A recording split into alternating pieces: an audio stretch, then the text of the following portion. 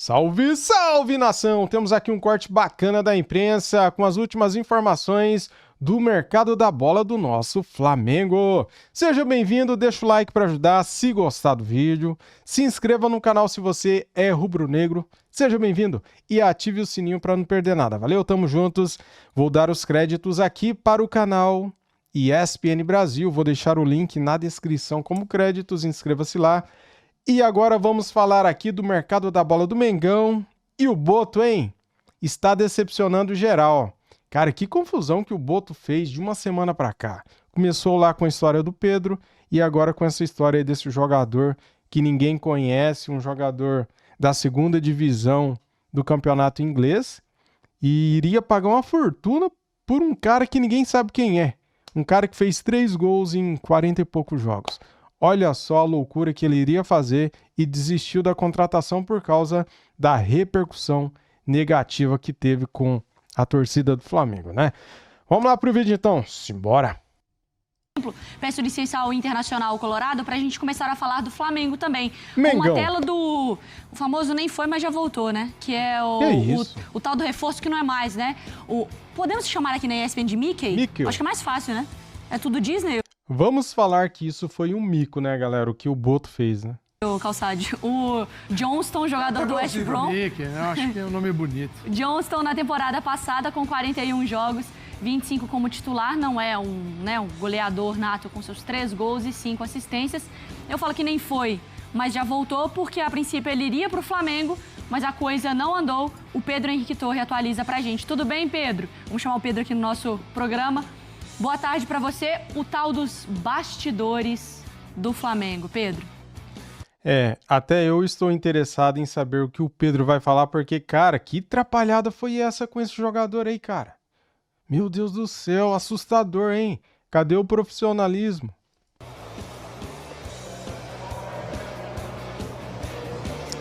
Tudo bem, Mari? Estamos aqui para o nosso reencontro, né?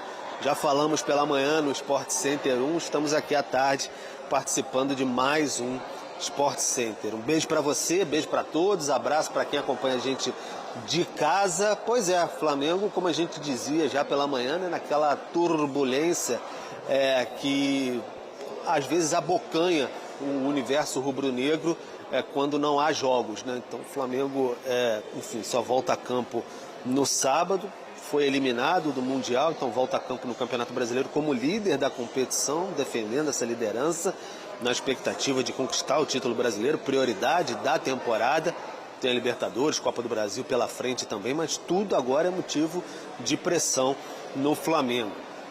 Pressão especialmente por contratações, novos nomes, e um nome que pintou no noticiário aí na última terça-feira foi do irlandês Michael Johnston, ou Mike Johnston, né? Tenho falado, alguns chamam de um jeito, alguns chamam de outro, jogador do West Brom. Que absurdo, cara. Ninguém aqui no Brasil conhece esse jogador aí. O Flamengo vai e me faz uma dessa.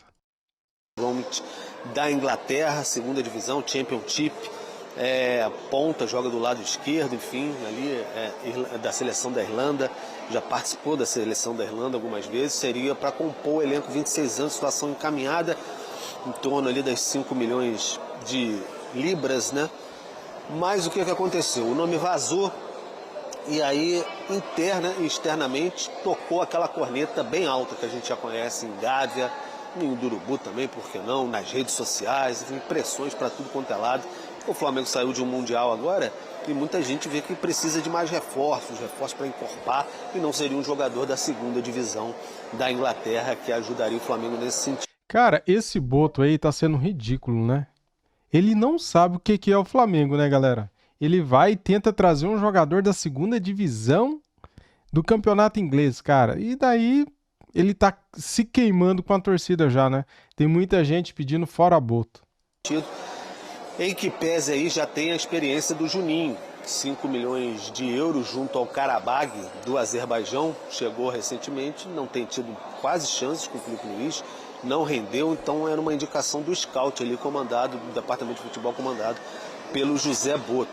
Então, diante de todas essas pressões, o Flamengo recuou, deu para trás então não vai mais contratar esse jogador que tinha já agendado a passagem para vir para o Brasil nesta semana. Então o Flamengo agora fica parado aí nessa situação do Mike Johnston.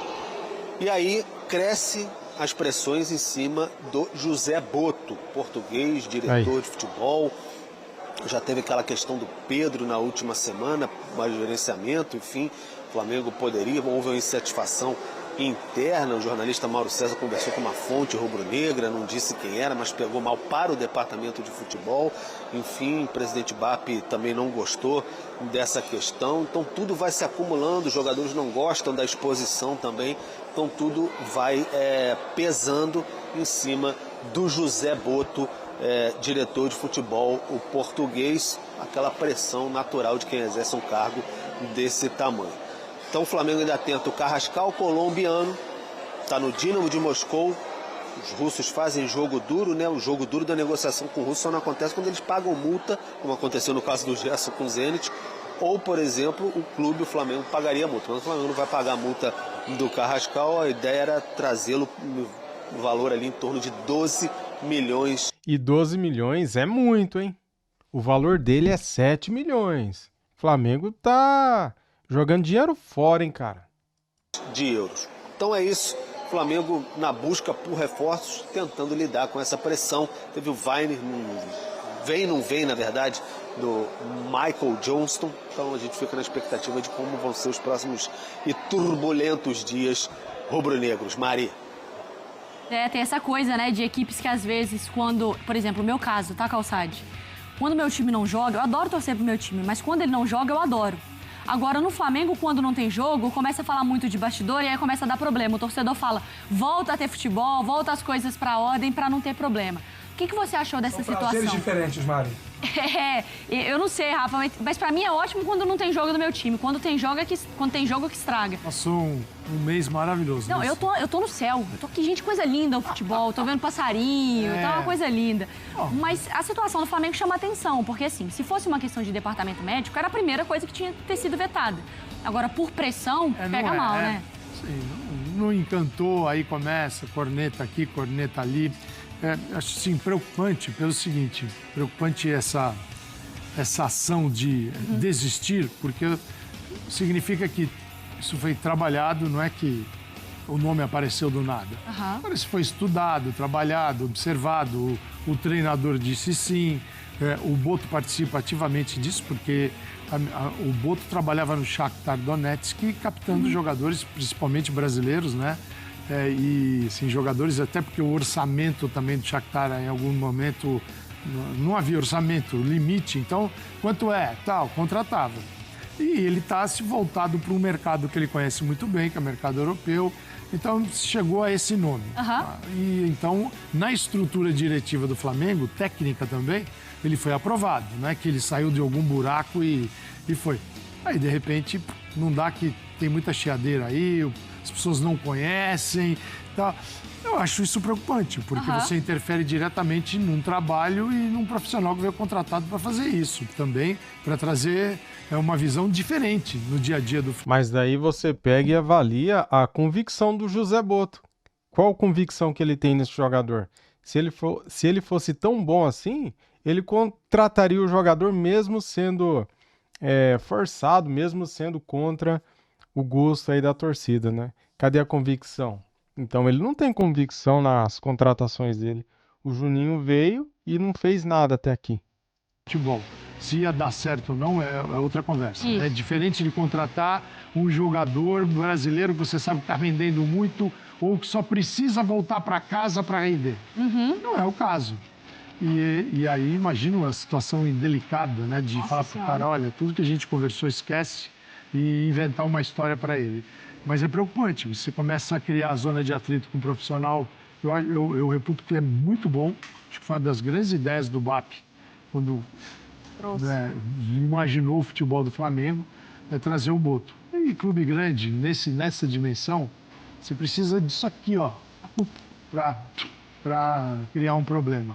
Mas É que chama atenção, né, Rafa? Porque assim, a gente elogia, e tem elogiado com frequência, o profissionalismo, pelo menos que foi adotado dessa nova diretoria, o que também a gente sentia falta de um clube do tamanho do Flamengo, que a coisa desandou da última gestão. Então chama atenção por isso, porque não é uma atitude profissional e vira aquela situação, né?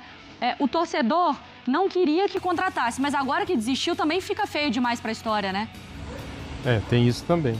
Fica bastante feio. Aliás, flerta intimamente com o Old Flamengo, uma situação como essa, né? Quando os torcedores efetivamente resolviam as coisas do dia a dia do futebol do clube. Ou você trabalha de maneira profissional, respeitando a instituição, que é a torcida, ou você vai ficar o tempo todo submetido ao clamor popular. Como muitas vezes o Marcos Braz, então, enquanto vice de futebol, fez, né? Parte da gestão do Flamengo com o Rodolfo Landim como presidente, o Marcos Braz como vice de futebol, foi pautada por conta do sentimento do torcedor. Marcos Braz sentia mais ou menos o que era bom, o que era mais ou menos no sentimento do torcedor e tomava as decisões do Flamengo com dinheiro e aí acabou tendo mais vitórias do que derrotas. Conquistou muitos campeonatos, poderia ter ganho mais. Vamos lá, são duas coisas distintas para mim, viu, Mari e Calçade. Primeiro é o seguinte, uma vez contrato fechado, eu gosto desse jogador, o Johnston, conheço o jogador. Ele não é nada estratosférico, mas não é mau jogador, não. E não é verdadeira essa narrativa de que ele se machuca demais. Ele não se machuca há mais de 3 anos. Ele estava no banco de reservas do West Bromwich, não era titular absoluto, mas era um jogador muito usado, jogador de velocidade, poderia estar bem no futebol brasileiro. Não é para chegar e ficar na frente do Michael, na frente do Cebolinha. Acho até que, de repente, o valor você pode discutir, o valor muito alto, mas a negociação... É isso que eu ia falar, cara. Então, para que pagar um valor desse, 5 milhões de libras, por um jogador que vem para não ser titular, que vai ficar atrás de Michael e Cebolinha, que não vai jogar? Para que então? Pega um garoto da base aí, dá a chance para ele. A movimentação em si, uma vez sendo feita, acho que deveria ser confirmada. Acho que o Flamengo deveria manter, cacifar a sua palavra. Essa é uma situação. Esta é uma situação. A outra situação é a seguinte.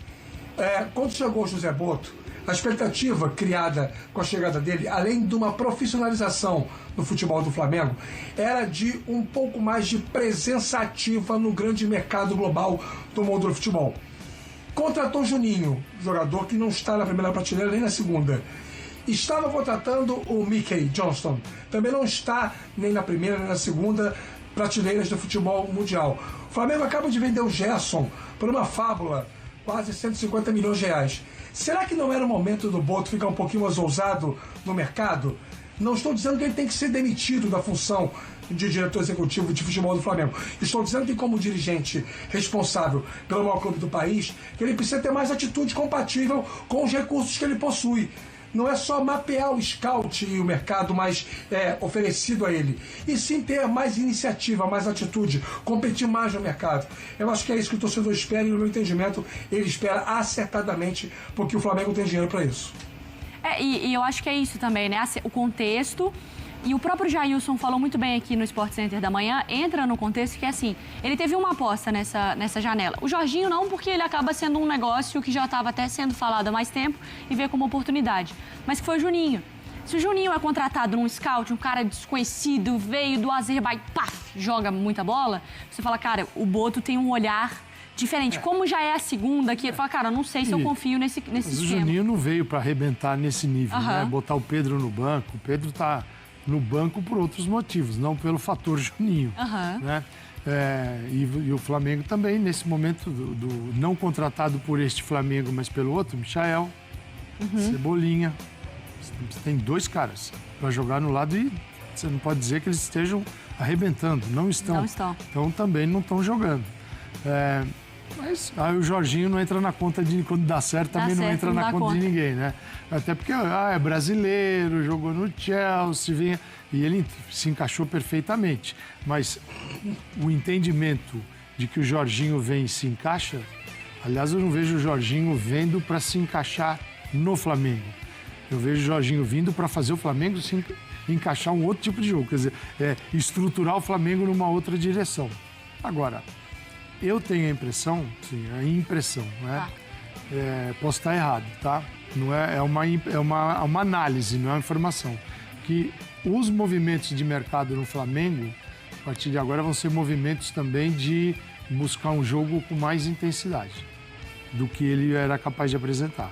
Então, assim, as escolhas, mesmo essas do Rafa, de mais ousadas, vão ser de jogar um futebol que o Flamengo viu que ele está longe ainda. Um perfil diferente mesmo. Ele veio do Mundial e viu que ele ainda está longe daquele jogo.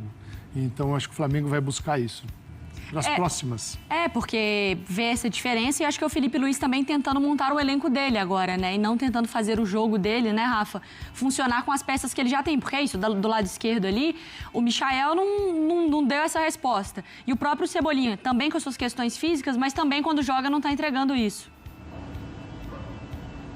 Eu também acho que sim. É preciso pensar com carinho por esse setor. E há outros setores também que o Flamengo pode aumentar o cardápio para o técnico Felipe Luiz. E, assim, condições de fazer um mapeamento de mercado um pouco mais direcionado e com um olhar um pouco mais ousado, não em cima de objetos, no caso, no bom sentido, né? Jogadores menos conhecidos, e sim jogadores mais expostos, jogadores mais, de mais visibilidade. Eu acho que o Flamengo tem essa condição, tem esse argumento. E acho até, para ir ao encontro do que o Calçados falou, essa história de intensidade, que eu acho que faz muito sentido. O Flamengo precisa ter essa intensidade, e a perda do Gerson demanda obrigatoriamente uma mudança no perfil de jogo, porque você perde a referência técnica, o talento, o cara que faz o time jogar, não repõe rapidamente. Então algum impacto coletivo essa saída vai ter para a sequência da temporada do Flamengo em 2025. Diante disso, a Championship não é um mau mercado. Mirar a segunda divisão do futebol inglês tem até lógica se você está buscando jogadores que atuam com intensidade. Mas você pode buscar jogadores melhores, né? Numa condição técnica mais favorável, numa fase técnica mais plena, e que sejam peças que entrem e encaixem bem no time do Flamengo, sem essa preocupação ou sem essa possibilidade de gerar uma reação tão negativa assim por parte da torcida, embora, repito, o torcedor reagir mal e isso determinar o fim de uma negociação não é profissionalismo. Rafa, nossa inteligência artificial hoje no Sport Center, obrigada pela... Cara, eu esperava mais do Boto, hein?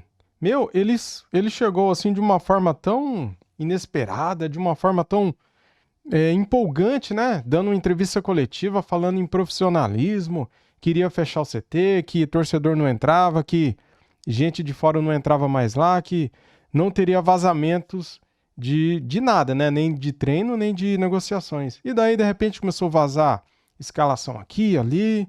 Daí, o Boto começou a dar um monte de entrevista, falar um monte de coisas desagradáveis, falando do Felipe Luiz, falando do Pedro.